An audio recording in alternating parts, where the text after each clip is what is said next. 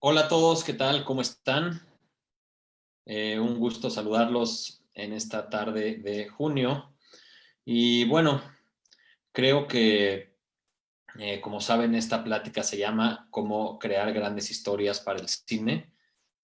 Antes que nada me presento con ustedes. Espero que muchos de quienes nos están escuchando estén interesados en el cine o ya sea que se quieran dedicar a esto, que quieran escribir guiones, que quieran ser directores o que simplemente sean amantes y fanáticos del cine y quieran pues escuchar una tarde, una breve plática de cómo un director crea historias para el cine, ¿no? Y bueno, creo que esto de la cuarentena, este confinamiento, nos ha dado muchas cosas malas definitivamente en el mundo, en la economía, en la salud, y nos ha dado cosas buenas también. Nos ha hecho encontrar la fortaleza dentro de nosotros mismos, nos ha unido con mucha gente, con nuestra familia, y una cosa buena que ha hecho mucho es hacernos entender como ahora más que nunca las historias son una compañía muy grande para nosotros, ¿no? ¿Cuántos de ustedes, pues, ahora que están encerrados en las noches, no se han consumido muchísimas películas, series? Y por eso creo que me pareció interesante hablar de esta plática que a veces parecería quizás que no es tan relevante comparado con todas las cosas mucho más graves que están pasando en el mundo, pero al mismo tiempo, pues como dije, las historias son lo que nos da motivación, son lo que nos da placer, son lo que nos da entretenimiento, nos da cultura, nos da información. Se puede por medio de las historias de comunicar mensajes incluso filosóficos, políticos, sociales, educativos, y por eso creo que el cine tiene un poder muy especial más en esta época, ¿no? Entonces, por eso creo que esta plática es importante. Me presento con ustedes, yo soy Isaac Svan, guionista y director de cine. Tengo hasta ahora 3 películas. La primera se llama El Incidente, vamos a hablar un poco de ella ahorita. Y de hecho, El Incidente la pueden ver en Netflix y la pueden ver en Netflix antes de que acabe junio. O sea que si alguien aquí no la ha visto y la quiere ver, pues tienen 5 días para verla de aquí al martes. Así que pónganse las pilas porque ya el 1 de julio sale en Netflix. Mi segunda película es Los Parecidos, que también, bueno, estaba en Netflix y ahora la encuentran más en iTunes, Filmin Latino, Cinepolis Click.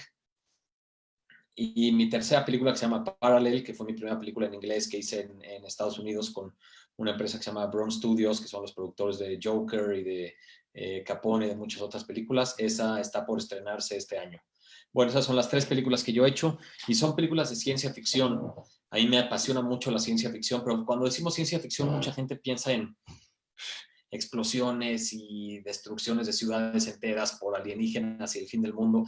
Y a mí me interesa más un poco lo que es la ciencia ficción psicológica, como lo que era la dimensión desconocida, que es cómo a través de la ciencia ficción hablar de una problemática humana o social o filosófica a través de la fantasía, ¿no? Como esta frase de Stephen King de fiction is the truth inside the lie. Eso es un poco de lo que vamos a hablar hoy. Y bueno, también quiero decir nada más que me parece muy interesante también escuchar la retroalimentación de ustedes, quienes lo están escuchando, saber un poco más como hacia dónde quieren que lo lleve, de qué quieren que hable exactamente, por lo cual he decidido que es de 6 a 7 la plática. Voy a hablar yo más o menos 40 minutos, como de 6 a 6:40, y ya a esa hora voy a cerrar yo mi exposición y no más bien abrirlo a preguntas de ustedes, de qué parte de lo que dije quieren que me extienda más o por dónde les gustaría que lo lleve, ¿no? Para que esto sea más bien un diálogo. También les digo que a las 7 que me tenga que ir, si se quedan con cualquier duda extra, lo que sea, siempre me encuentran a mí en mis redes sociales o les puedo dejar mi correo y por ahí podemos hablar, ¿no? Y bueno, ¿cómo crear grandes historias para el cine? Pues es muy ambicioso esto para hablarlo en una hora. Quiero dejar claro que esto no es tal cual una clase de cine en cuanto a cómo se filma una película o cómo usar una cámara o cómo editar, porque eso, digamos que pueden leer muchos libros de eso y es algo que lo pueden aprender de otras formas. Yo les quiero explicar más bien mi proceso de cómo concibo yo lo que es la inspiración y la creatividad y cómo la canalizo en una historia. Y voy a hablar desde mi experiencia en ese sentido. Bueno, voy a empezar compartiendo la pantalla y vamos a empezar por compartiéndoles lo que para mí son las 4 labores de un director de cine. A ver, un segundo. Compartir pantalla. Aquí está. Ok. A ver, un segundo. Perdón, nada más déjame abrirlo aquí en grande. Ya, ahí está, ya se ve en grande, ¿no? Las 4 labores de un director de cine. Porque mucha gente luego me pregunta, ¿qué haces tú como director? ¿Cuál es el trabajo de un director?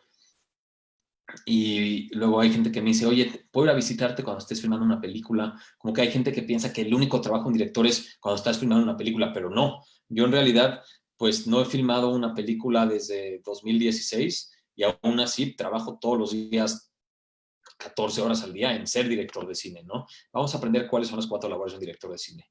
Y para esto vamos a hablar de qué es el cine.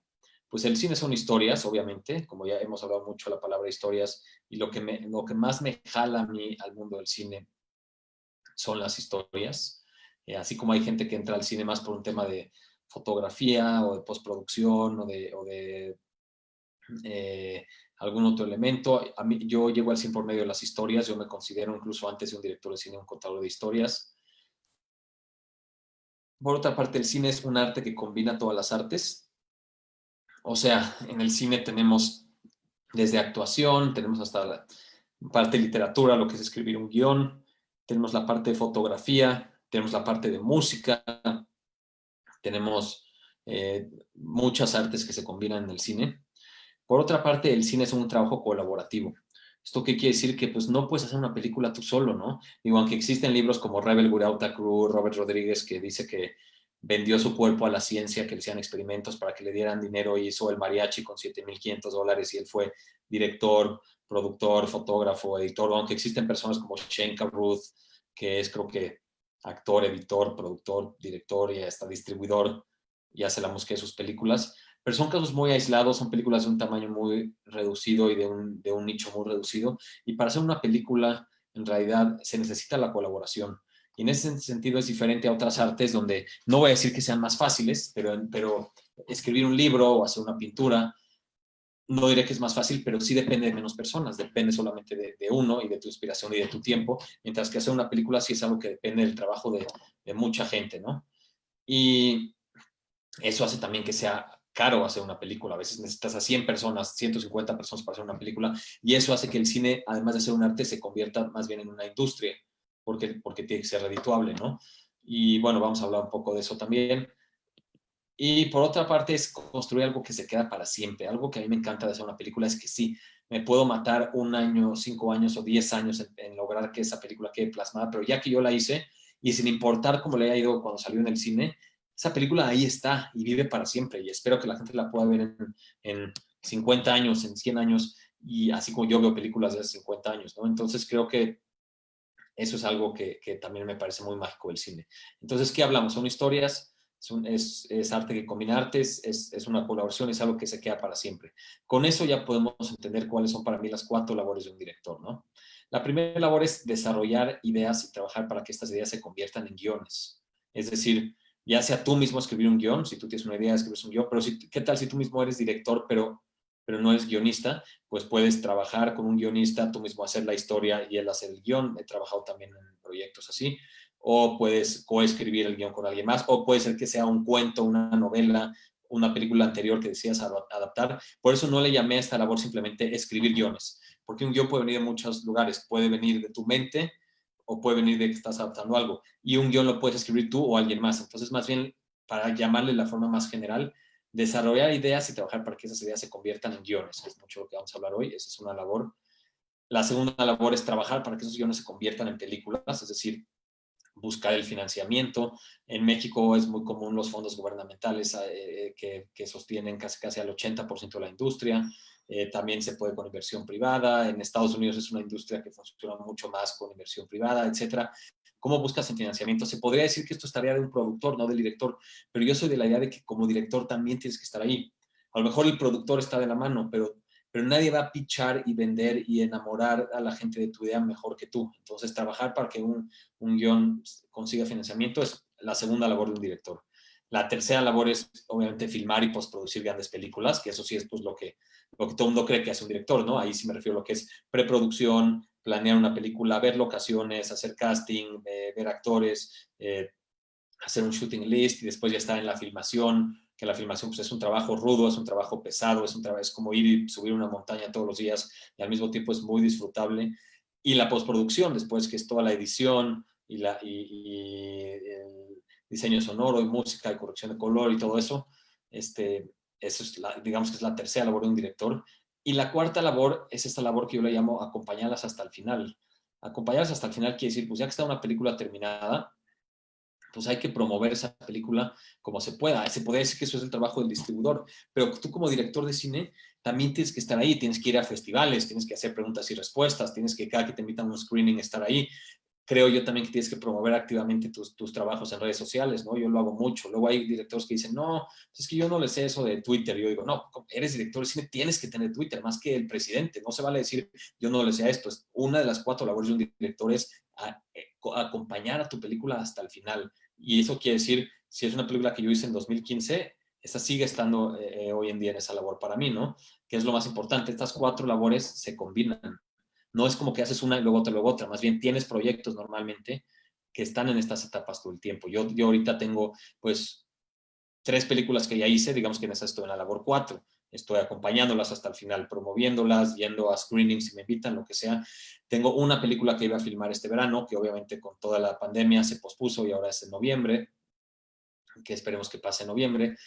Tengo ahorita 2 guiones que estoy tratando de conseguir financiamiento, entonces es la labor 2. Y tengo también mis proyectos que estoy apenas escribiendo y todo el tiempo vas trabajando en uno, en otro al mismo tiempo, ¿no? Y bueno, y así como tienes proyectos en el 4, tienes proyectos en el 1, en el 2, en el 3.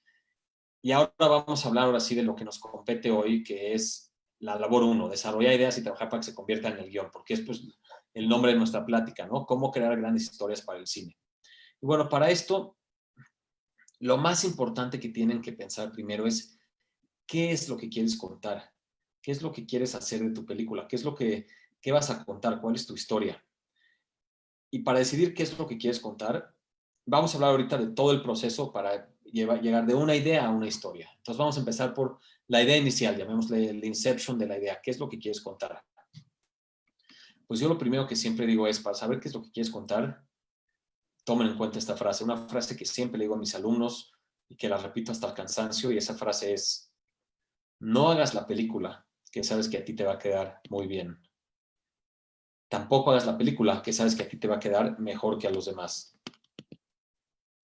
Incluso no hagas la película que sabes que tú eres el director perfecto para hacer. Incluso esa película no la hagas. Haz la película que solo tú puedes hacer. ¿Qué quiere decir? Que si tú no existirías en el mundo, esa película no se hiciera. Esa es la película que tienes que hacer. A mí constantemente me pregunta mucha gente, oye, Isaac, ¿tú qué opinas de que el cine mexicano esté haciendo todo el tiempo estas comedias románticas que casi a veces voy al cine y siento que son las mismas películas, pero le cambiaron como si fuera una fórmula para una película de pon una boda en el título, pon novios en la portada y cambias a los actores y se ve la misma película? ¿Tú qué opinas de eso, Isaac? Y yo les digo, mira, ese no es el tipo de cine que a mí me llama, pero bueno, tengo varios colegas y amigos trabajando en esas películas y me gusta que sea un cine que le vaya bien, qué bueno. No tengo realmente nada en contra de ese cine. Lo que a lo mejor yo no estoy de acuerdo es la gente que dice, voy a hacer esta película solo porque eso es lo que está jalando o solo porque eso es lo que tiene éxito. Con eso yo no estoy de acuerdo, porque yo digo que si tú haces una película solo porque eso es lo que está jalando, pues vas a hacer una más del montón y no va a tener nada de personal tu película. Más bien, haz la película que solo tú puedes hacer y entonces la película va a encontrar su público. Eh, todo el mundo lo dice y en un nivel, ¿quieres ser comercial? Haz algo personal. ¿Quieres ser autoral? Haz algo personal.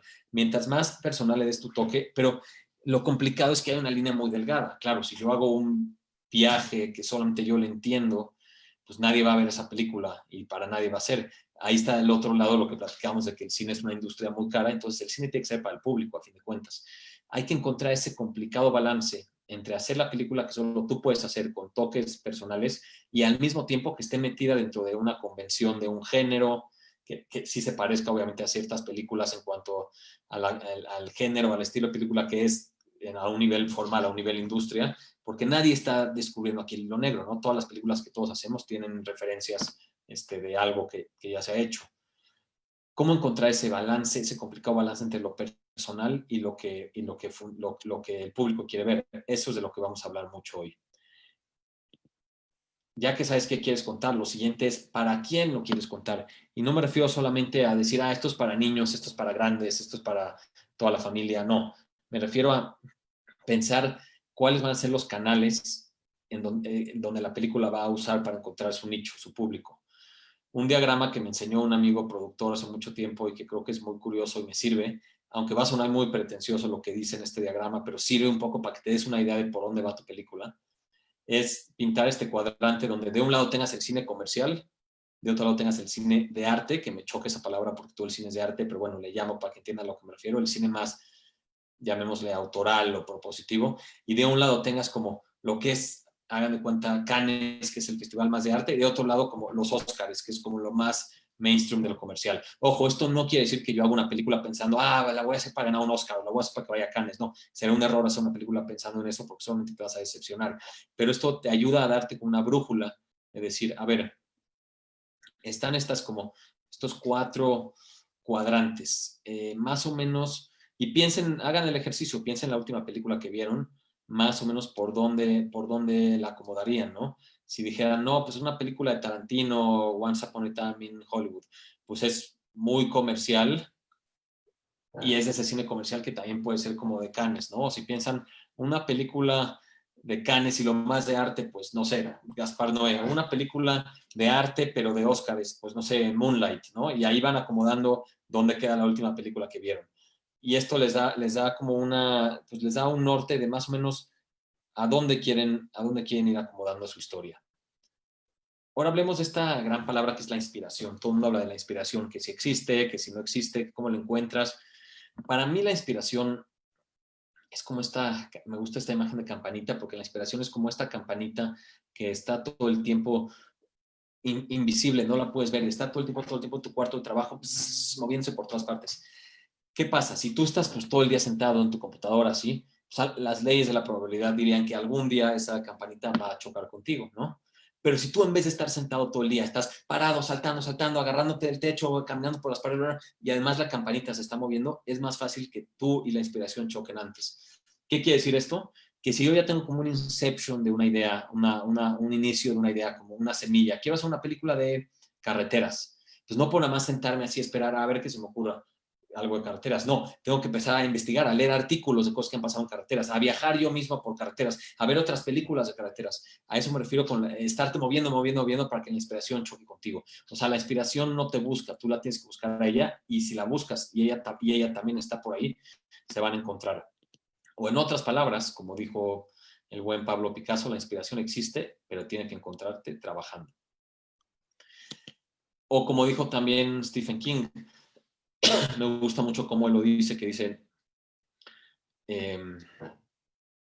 hay una musa, pero esta musa no va a venir rápido a ver, voy a hacer esto, chicos, que me tapa.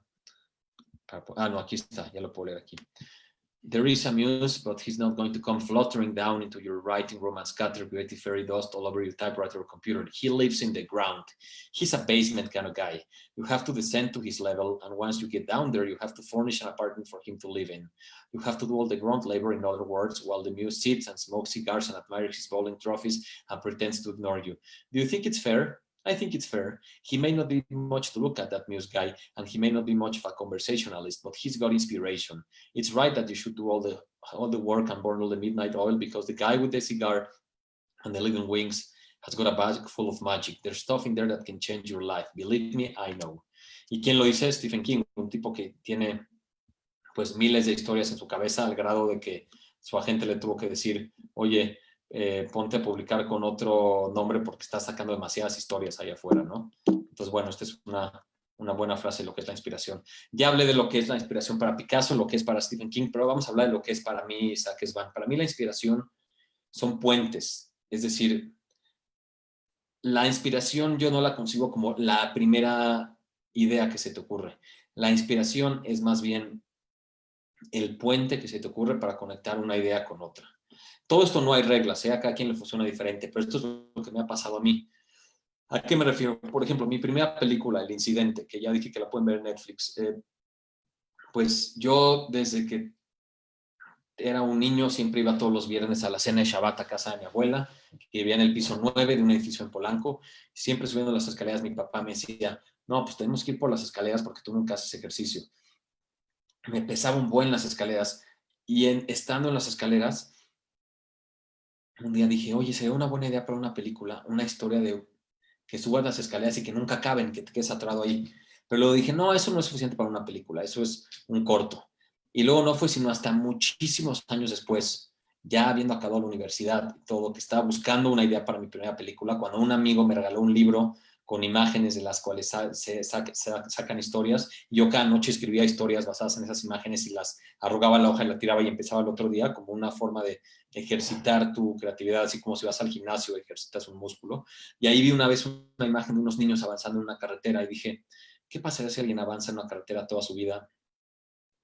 Y de repente dije, espérate, esto se puede combinar con la idea que ya tenía de las escaleras. Pues claro, ahí hay una película. Y de hecho el incidente, que ya la verán, se trata de dos hermanos y un detective que se quedan atrapados en unas escaleras infinitas y una familia que se queda atrapada en una carretera infinita. Entonces, pues la inspiración no fue el día que se me ocurrió lo de las escaleras, la inspiración fue el puente de cómo se me ocurrió conectar una idea con la otra. Y tomó años que se me ocurrió ese puente. Entonces, cada que tengan una idea, hay que escribirla, no confíen en su memoria, escríbela, téngala guardada y eventualmente llegará otra idea y llegará un puente para que la conecten. Y esto no quiere decir que todas las películas tienen que tratarse de dos historias en dos realidades diferentes. El puente puede ser, por ejemplo, Los Parecidos, mi segunda película. Yo quería hacer una película con el tema de parecidos y originalmente tenía esta idea de una persona de aduana en el aeropuerto que empezaba a ver en los pasaportes como todos empezaban a aparecer. Y después dije, no, vi un episodio de Dimensión Desconocida que me llevó a la idea de que mejor sea una estación de camiones. Y después dije, no, más bien que todos empiezan a parecer a él. Y luego se me ocurrió la idea de poner esto en el contexto de Tlatelolco del 2 de octubre, previo al 2 de octubre, donde había este miedo y esta aversión de que la autoridad nos quería hacer a todos la misma persona, un miedo que sigue vigente hoy en día.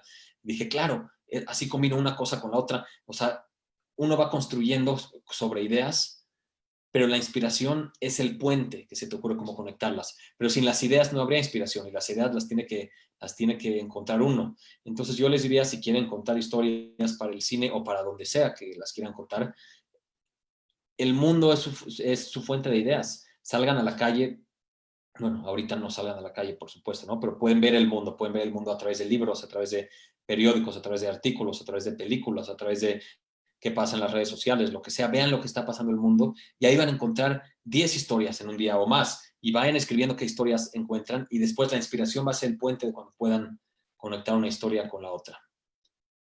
Fuentes de inspiración, pues como ya dije, ya tienes como esta idea inicial y quieres encontrar ese puente, pues puedes buscar en la música, que la música le puede dar a la gente una sensación, una emoción, puedes buscar en noticias. Conozco muchas empresas que desarrollan películas en Estados Unidos y también en México donde tienen personas tiempo completo leyendo artículos, qué está pasando, y por eso luego ves que tantas películas se basan en hechos reales. Libros de novelas, otras películas son buenas fuentes de inspiración. Yo trato de ver siempre al menos 4 o 5 películas a la semana y es parte de mi trabajo. Digo, no lo veo como que es un momento relajado, o sea, las veo en las noches después que termino el otro trabajo de día, pero siempre trato de ver como una o dos son como películas nuevas, o sea, películas que están nuevas, que acaban de salir en iTunes, en Netflix, en lo que sea. Antes era pues una en el cine, pero ahorita pues no están cerrados los cines. Luego una o dos tienen que ver con algo que estoy trabajando ahorita, o sea, si ahorita estoy buscando inspiración de películas de carretera, veré puras películas de carretera, y una más tiene que ver con directores, ¿no? Como directores que estoy analizando en el momento.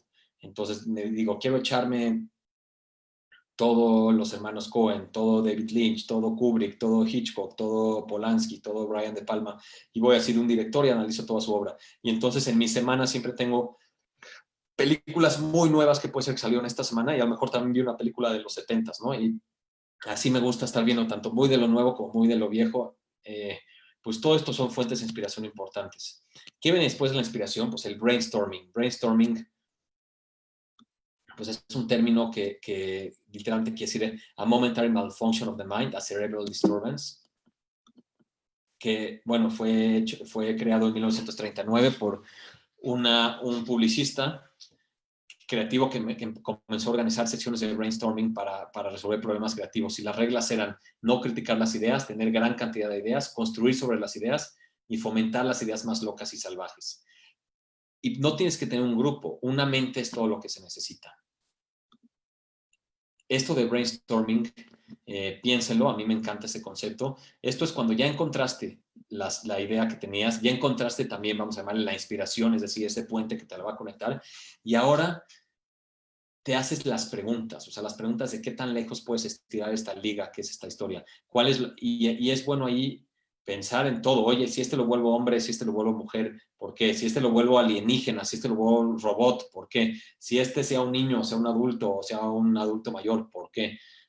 Y eso me pasó, por ejemplo, en el incidente, ¿no? En las escaleras, en la carretera, dije, a ver, ¿cuál es la explicación de todo esto? No, pues una explicación puede ser que están en otro planeta. No, demasiado loco. O sea, es bueno llevarlo a lo más lejos.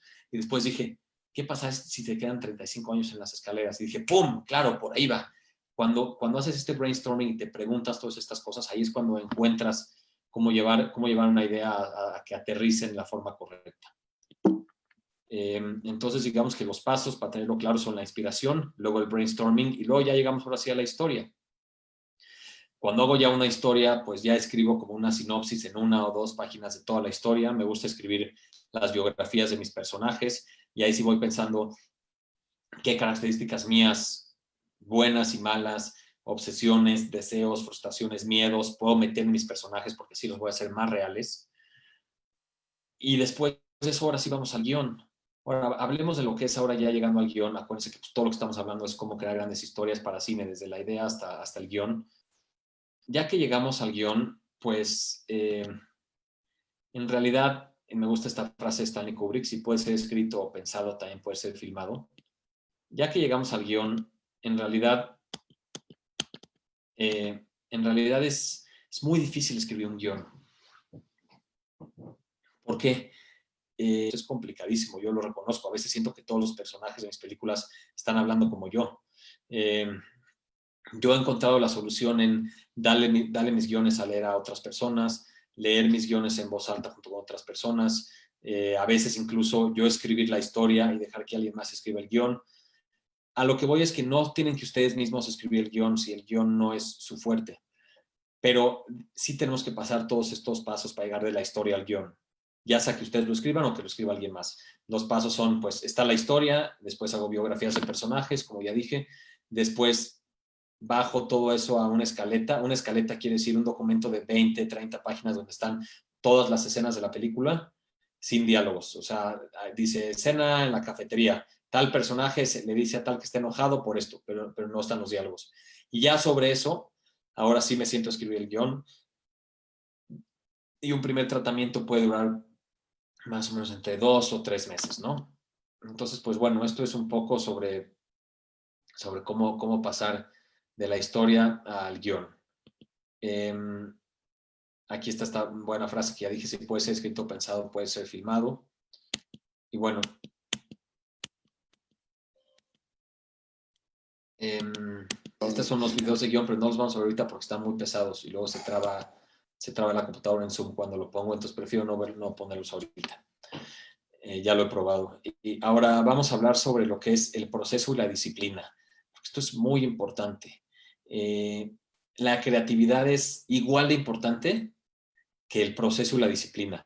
Porque esto pasa mucho en el medio del cine. Conozco a muchísima gente que sí quieren hacer su guión, quieren hacer su película, pero hay que tener mucho rigor y mucha disciplina para sentarte, escribir un guión y terminarlo. Es como estos trabajos donde tú eres tu propio jefe.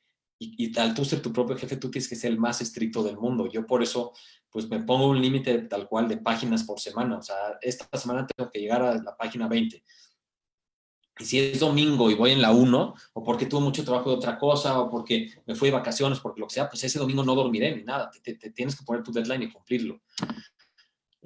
Si no te pones tú mismo tus metas, nunca lo vas a lograr. Me gusta mucho una frase que dice Stephen King, que es writing is 1% talent and 99% not getting distracted by the internet, ¿no? Cada creador encuentra su propio método. y cada método va cambiando según la edad y la situación particular que tienes, ¿no? Así como hay gente que le funciona escribir en la noche, hay gente que le funciona escribir la primera cosa que haga. Yo me di cuenta, en mis primeros guiones que escribí hace mucho tiempo, yo era de los que escribía así de 10 de la noche a 3 de la mañana todos los días, me metía una matada. Ahora ya que tengo hijos, que a fuerzas me van a despertar a las 8 de la mañana, que lo que sea, pues eso de repente ya no jala tanto. Después puse otro sistema que usaba hace como 2 años, donde decía, toda en la mañana voy a trabajar en otra cosa. Otra cosa me refiero a conseguir el financiamiento, otro proyecto que tengo, lo que sea, y en las tardes voy a escribir, todas las tardes escribir. Ese sistema tampoco funcionó, porque siempre algo de lo de la mañana se me terminaba atrasando a la tarde y nunca me da tiempo para escribir. Hasta que ya encontré cuál es mi método. Mi método es, solo necesito 1 hora al día a escribir, pero tiene que ser 1 hora sólida, 1 hora que nadie me interrumpa. Hoy en día hay miles de interrupciones. El WhatsApp cada vez se vuelve más como mail, con esto que hay WhatsApp web, las redes sociales, el teléfono que alguien te habla, que alguien te toca en la puerta a decirte algo. Entonces dije, 1 hora, no puedo apagar, no puedo desconectarme del mundo todo el día, porque pues hay ocupaciones de otras cosas. Pero sí puedo 1 hora apagar el mundo. 1 hora, literalmente pongo mi teléfono en airplane mode, apago el wifi, solamente mi esposa sabe dónde estoy por si necesita cualquier cosa, y normalmente no me voy a un lugar descabellado, es decir, estoy en mi casa o estoy en mi oficina, donde sea. Y esa hora me dedico a escribir sin que nadie me pueda distraer, y es un momento donde literalmente vomito las palabras. O sea, a lo mejor me queda todo mal, pero no importa, estoy vomitando. Y después me dedico una segunda hora en la tarde, y esa segunda hora en la tarde ya es más bien a más a pulir, porque escribir siempre es reescribir. O sea, tienes que leer y pulir lo que escribiste en la mañana. Y este método le llamé Lockdown System, es mi lockdown. O sea, todos los días hago mi lockdown de 1 hora, y a mí me funciona, se lo recomiendo. No te el método de ustedes. Alguien de ustedes puede decir, yo escribo en la noche, yo escribo a las 7 de la mañana, lo que a cada quien le funcione, pero este es el método que a mí me ha funcionado.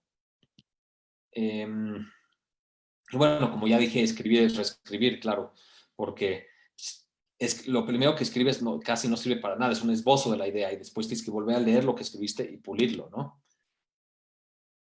Y también hay que saber cómo tomar el feedback. Feedback, pues, dependiendo a quién se lo estás mostrando, dependiendo si se lo estás mostrando a un colaborador de esa película que te va a decir, está increíble, sí, hazla. O si se le estás mostrando a tu familia que te va a decir, sí, está increíble, me encantó. O si se le estás mostrando a un tipo que le choca todo, pues entonces le choca. O sea, lo que digo es que nada te lo tomes tan literal, ni siquiera te tomes ni se te suban mucho los ánimos por los comentarios muy buenos que te den, ni pienses que es lo peor del mundo por los comentarios muy malos que te den. Simplemente toma el feedback con claridad, escucha, hay que tener la apertura de escuchar por qué te está diciendo la gente que algo funciona y que algo no. Y obviamente, si 50 personas están diciendo, oye, esta niña no puede tener 10 años, tiene que tener 15, pues hay algo mal ahí, hay un foco rojo, y súbele a la niña que tenga 15 años, ¿no?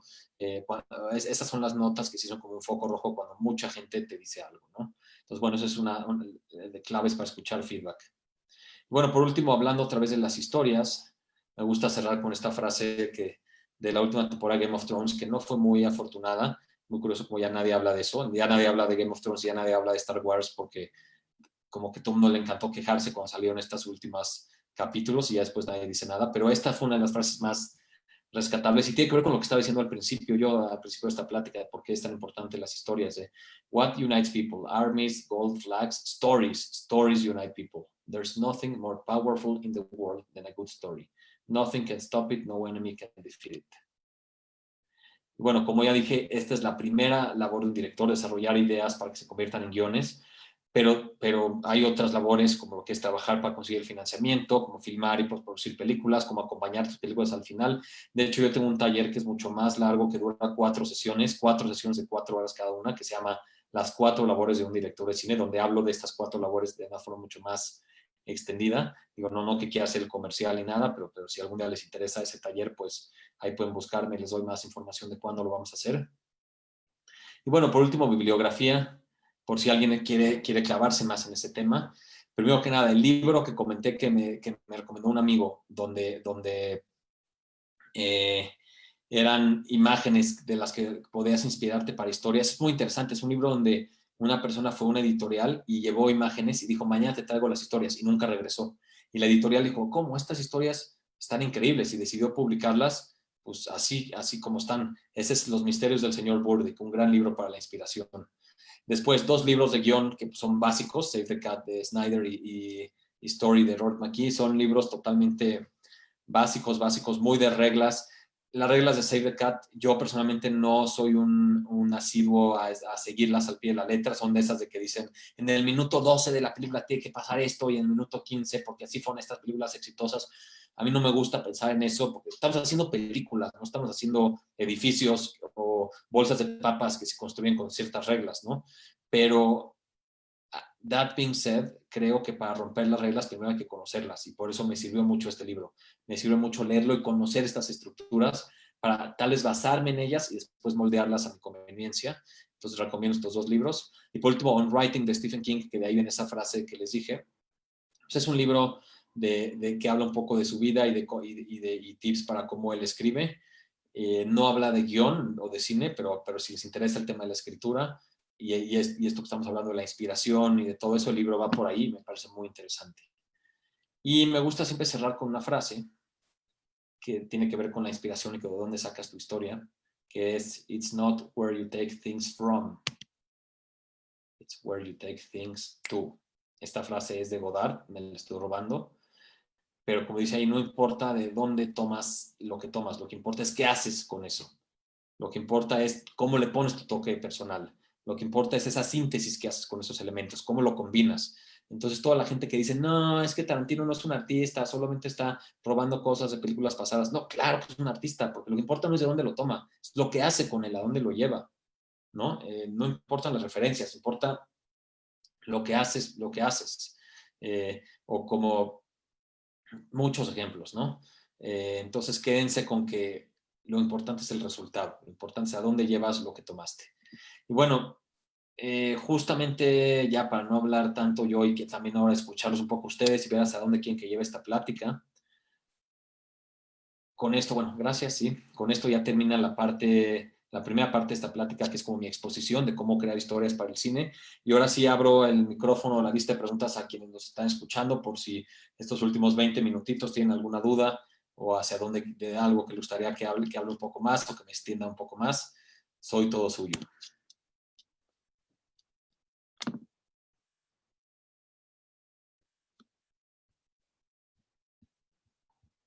Y voy a dejar de compartir la pantalla. Estoy buscando cómo hacer eso.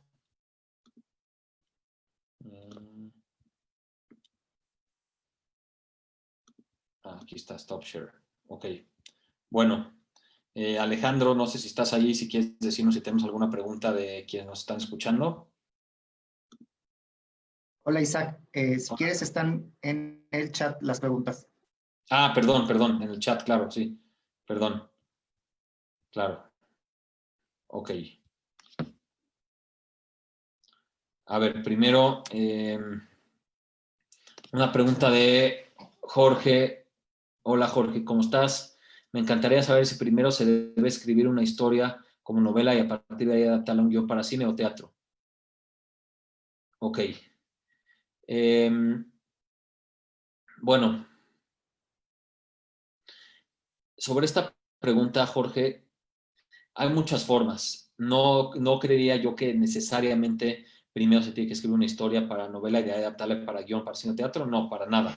Depende un poco cuál es tu objetivo. O sea, si tu objetivo, si tú eres un escritor de novelas o de teatro o de televisión, más bien, si tú eres un escritor de novelas y lo que quieres es escribir una novela por las múltiples objetivos que tendrá una novela, que salga a venderse como un libro y que la gente lo lea y todo, y uno de tus objetivos es que algún día alguien pueda hacer la película, pues sí, escríbelo como novela y ya que esté la novela publicada, ya de cierta forma llegas con productores o directores y es como, miren, ya tengo algo, es una novela, y si la novela tiene algún reconocimiento o a la gente la leyó, le gustó mucho, pues increíble, ¿no? Sin embargo, si tu objetivo solamente es escribir una historia para el cine, pues no, yo no diría que tienes que escribir las fuerzas como novela. Puedes escribir la sinopsis como tal en una página o en 2 páginas y después hacer todo el proceso que ya comenté después, ¿no? El proceso donde la haces después una escaleta, y si tú no lo haces, pues puedes aliarte o unirte con alguien que tenga experiencia para hacer eso, pero digamos que si la historia sí viene de ti, la respuesta es no tienes que hacer las fuerzas como novela. De hecho, una novela es demasiado largo para una película. Normalmente en una película se resume mucho una novela. Entonces, más bien, yo te diría que escríbela como en una... Normalmente se llama tratamiento eso. Un tratamiento es como una historia que todavía no es un guión. Normalmente esos rondan entre las 3 y 10 páginas. Creo que 10 páginas es el más largo que he leído, 3 el más corto. Donde escribes toda tu historia en 3 páginas, marcas cuáles son los actos. Aquí tendrá el primer acto, aquí es la mitad, aquí es el segundo acto. Y con eso puedes ya buscar una adaptación. Luego, siguiente pregunta.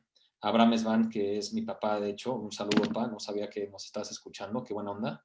Y me preguntas que si te reflejas en las historias que cuentas.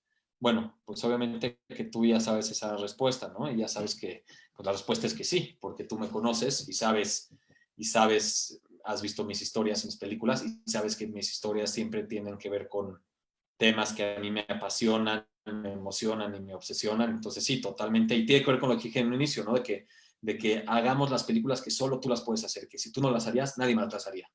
Entonces sí, haz las películas que solo tú puedes hacer. Así que sí, totalmente me reflejo en las historias que cuento y las cuento porque me reflejo, ¿no? Es un ciclo. Luego, una pregunta de Andrea Roth que dice, ¿crees que el papel del gobierno es fundamental para incentivar la industria cinematográfica en México? Sí, totalmente. Yo creo que no se trata de que, no hay cine, son películas, eso no es tan importante. No, pues estamos hablando de cultura. Y como dijo, creo que fue Guillermo el Toro que dijo que un pueblo sin cultura no tiene memoria, o que en la cultura está nuestra memoria, o algo así, no me acuerdo cómo era esa frase. Pero el punto es que la cultura, o sea, no somos nada sin nuestra cultura. Y no solo el cine, o sea, todas las artes, la literatura, la música, la pintura, la escultura, lo que sea, pero sí creo que es muy importante que el gobierno pueda incentivar la industria cinematográfica mexicana. De hecho, es muy interesante porque sí se ha incentivado un buen, digamos, en los últimos 15 años. La industria ha cambiado un buen. Estamos hablando de que antes se hacían, pues, no sé, antes del 2005 a lo mejor se producían 10 o 20 películas mexicanas al año y más o menos en el 2006 es cuando empezó el Oficine, que es el estímulo fiscal mediante el cual cualquier empresa de lo que sea puede dar el 10% de sus impuestos, de su ISR para el presupuesto de una película. Y desde que está esa ley se empezaron a hacer más y más y más películas, hasta que ahora ya hemos llegado a hacer 200 películas al año.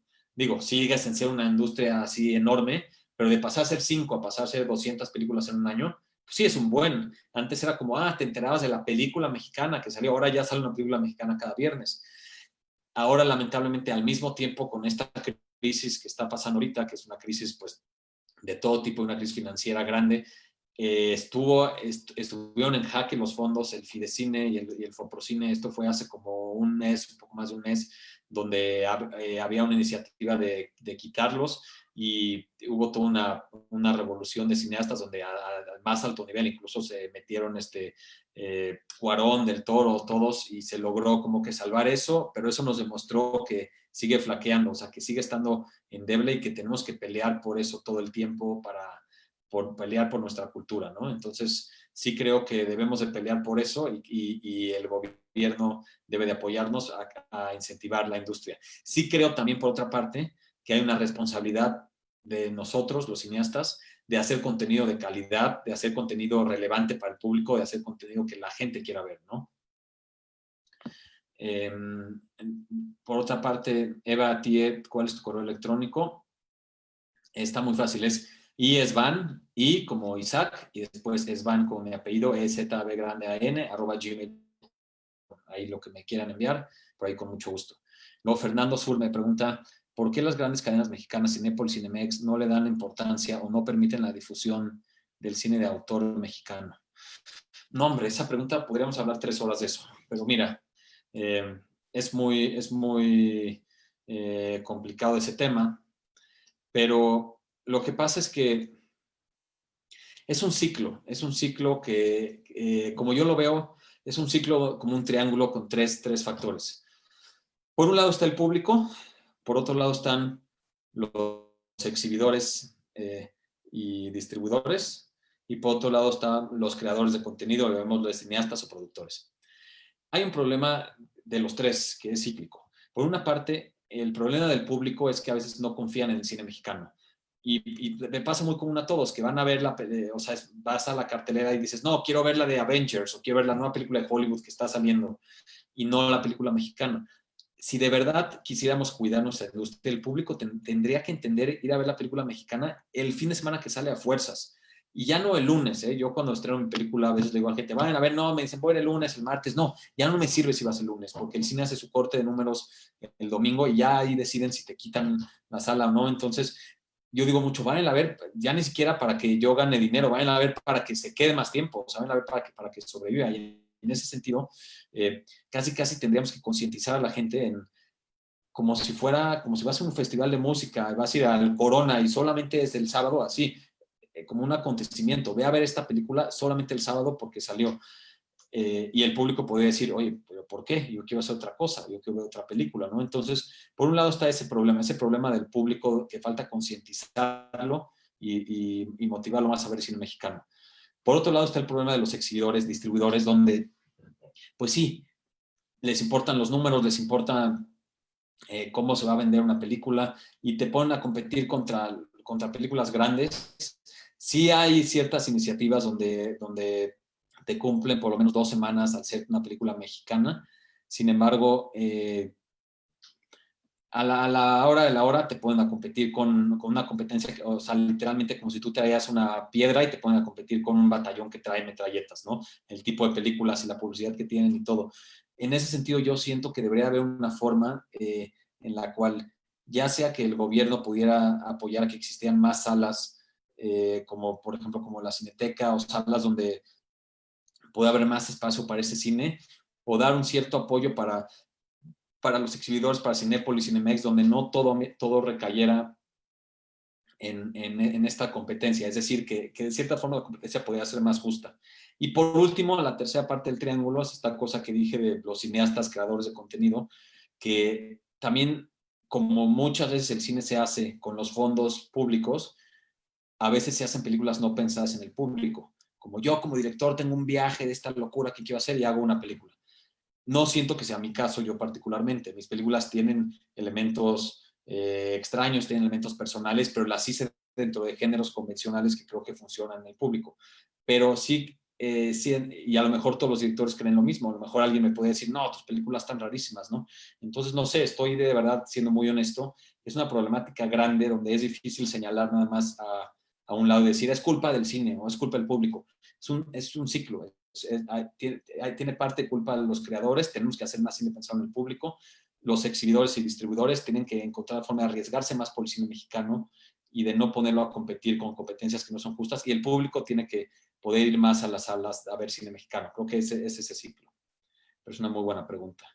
Luego, David nos pregunta, ¿dónde podemos ver Parallel? Parallel está terminada ya, pero no se ha estrenado. Sin embargo, se estrena ya este año. De hecho, recibimos la buena noticia de que ya está con un distribuidor que está preparando su estreno. Me dijeron que en el otoño, o sea, en el otoño es pues en los próximos meses antes de que cierre el año. Entonces, pues, si me siguen en mis redes sociales, que son muy fáciles, me llamo Isaac Svan en todas partes, así todo seguido, Isaac Svan en Instagram, en Twitter, en Facebook me encuentran como Isaac Svan, Film Director. Ahí seguramente cuando se estrene, por ahí se enterarán. En realidad es una película que a mí me urge que se estrene porque a mí es una película de la que estoy muy orgulloso y tengo muchas ganas de que el público pueda verla. Es una película muy entretenida que te hace pasar un muy buen rato y con un trabajo de personajes y de cámara que creo que está interesante. Pero es todo otro boleto sobre la distribución. Muchas veces uno piensa que terminas una película y ya sale. No. Lograr que una película consiga distribución es otra batalla que hacer la película. Y pues en el caso de Parallel, esa fue una batalla que te tomó años. No batalla mía, me refiero a batalla de la película, pero ya va a salir por fin, así que ya la podrán ver este año. Y otra vez mi papá me pregunta, lo que quise preguntar es si narras una parte de tu historia en tus películas. Sí, totalmente. Cada película mía tiene que ver con no sé si así como tal una parte de mi historia, o sea, como que no digo, sí, esto que me pasó de niño lo pongo en una película, aunque sí lo he hecho eso también, ¿eh? Tengo un cortometraje que literalmente tiene una escena que es así, 2 páginas tal cual, un diálogo que yo tuve de niño una vez, pero en general no me refiero tan literal como a que agarro este año de mi vida y hay una película de eso, sino más bien me refiero a que pues todo mi ser está en mis películas, o sea, me refiero los temas que me apasionan o que me obsesionan o mis miedos. Por ejemplo, me gusta y me intriga mucho el tema del tiempo, del paso del tiempo, y por eso hice una película como El Incidente que habla del paso del tiempo. Una película como Los Parecidos habla más como sobre la identidad y cómo tu cuerpo moldea tu identidad. Todos son temas que a mí que están muy dentro de mí, ¿no? Me doy cuenta que de cierta forma todas mis películas tienen que ver con el tema del tiempo, que es un tema que está muy presente en mi vida diaria. Diario hablo de eso, diario me dice mi esposa, ya deja de hablar del tiempo. Es un tema que me obsesiona mucho y a veces me digo, estoy escribiendo otra historia y de repente me doy cuenta que es otra vez sobre el tiempo y otra vez igual, ¿no? Me gusta mucho esta frase que dicen que un director solo hace una película y la hace una y otra vez, ¿no? Cuando salió Once Upon a Time in Hollywood de Tarantino decían eso, que esa película es como todas sus películas, como su obra máxima. Entonces, pues sí creo que eso definitivamente pasa. Hay muchas partes de mí en mis películas. Bueno, creo que esas son todas las preguntas. Eh, no sé si alguien tiene otra pregunta. Y bueno, pues muchas gracias por escucharme esta tarde, por darme un pedazo de su tiempo, hablando del tiempo para escuchar esta plática, porque pues bien sabemos que el hecho de que estemos en confinamiento y en encierro no quiere decir que tenemos más tiempo. De hecho, la mayoría, yo incluido y los que tenemos hijos, familia, estamos hasta más ocupados que antes. Y pues aprecio que me hayan dado una parte de su tiempo para escuchar lo que yo tengo que decir. Ojalá que les haya servido. Si les quedó cualquier pregunta o si están viendo esto después, porque sé que el Facebook Live se queda ahí, pues como ya dije, me pueden escribir a mi correo, me pueden buscar en mis redes sociales para cualquier duda que tengan. Y también si me siguen por ahí, pueden ver qué películas recomiendo yo para ver en este confinamiento. Y pues muchas gracias al CDI, que pues es ahora sí que parte de mi formación como creador de historias, porque pues antes de hacer cine hice mucho teatro, en el Abima estuve ahí muchos años como actor, como director y me encantó la experiencia y yo siempre fui muy del CDI, de la parte que no era tanto de los deportes, o sea, yo siempre era como de el certamen literario, el Abima, todo eso fue muy importante para mí en mi formación, pues me encanta ahora estar con ustedes, pues compartiéndoles mis siguientes aventuras como creador de historias. Pues muchas gracias y espero que les haya gustado la plática.